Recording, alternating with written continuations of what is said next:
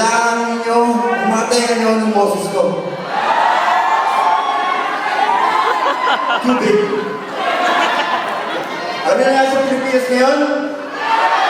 Sumobra ang tubig.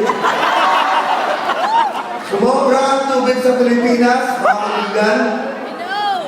Umalis ako ng bahay namin, sa village namin, ang tubig hanggang dito ko.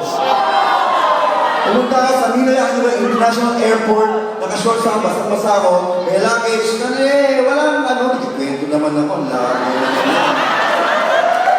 unahan mo ako eh. Sandali! Ano to? Journalism sa TV ba ito lalabas? O sa tabloid? Sa newspaper? Okay, sandali. I have a microphone. This is my show. This is Don Abay.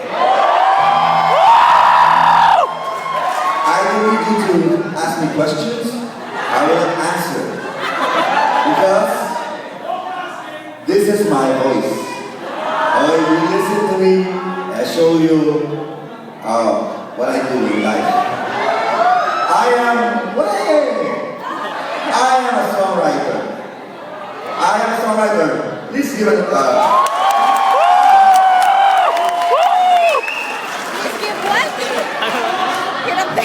English na ako, Kaya niyo mga Pinoy kayo, magsulat kayo ng kanta, paano na ako nakapunta dito sa Toronto, Canada. Okay? Ang gagawin niyo ngayon, handa tayo kayong banda, di ba? So meron kayong gitarista, meron kayong bassista, meron kayong drummer. Tapos ikaw yung vocalist mo sa kanta.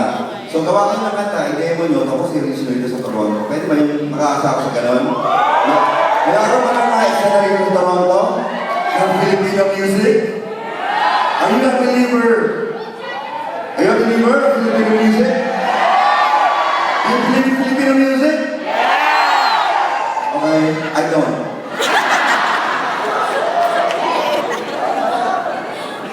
Well, anyway, this song is about mole.